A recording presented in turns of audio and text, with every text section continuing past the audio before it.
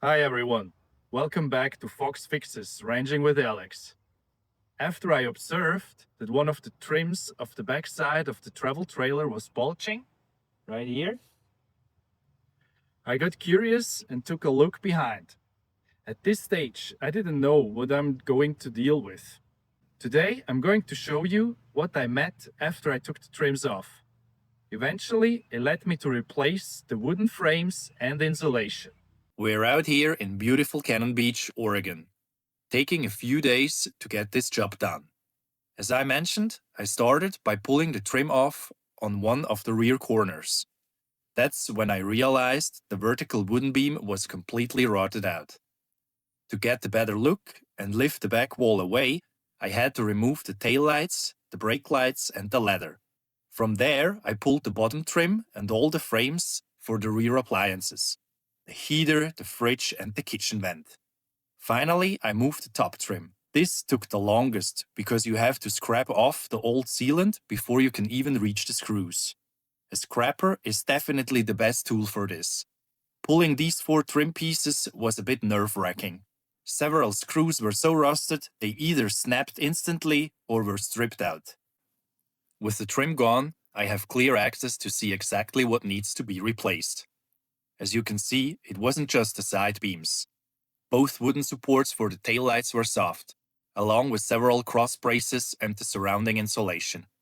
The worst part was the bottom horizontal beam.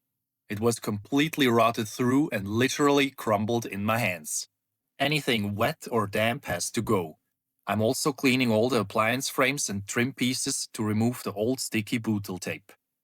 I recommend scraping the bulk of it off and then using acetone for the final clean.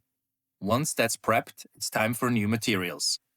I'm using R30 fiberglass insulation and several 1.5 inch by 1.5 inch wood beams to match the original construction. For hardware, I'm using epoxy-coated exterior screws to prevent future corrosion. I'll start with the new bottom beam and work my way up. Taillight supports, cross bracing, the fridge frame, and the side frames. Since this trailer has an aluminum skeleton, I'm screwing the new wood beams directly into the aluminum. Make sure to pre-drill your holes.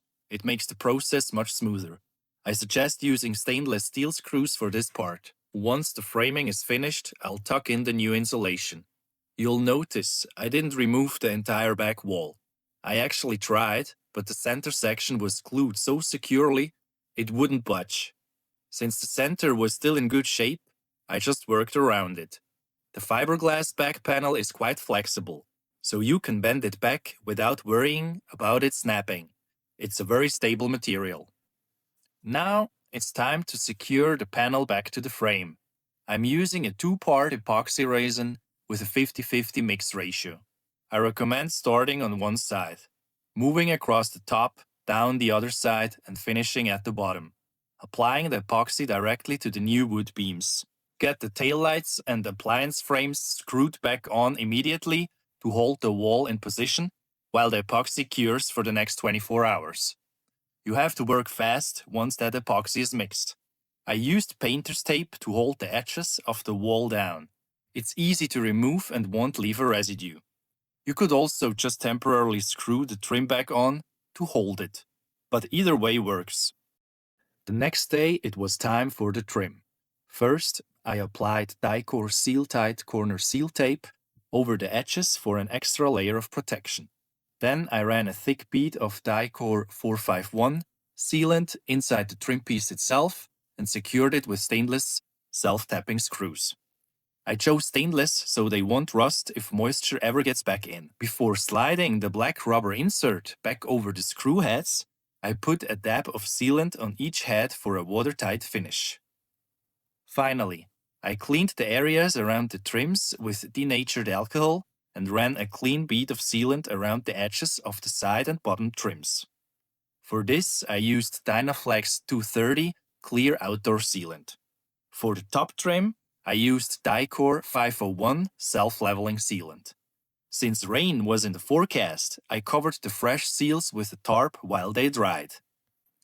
Looking at the results the next day, the effort was worth it.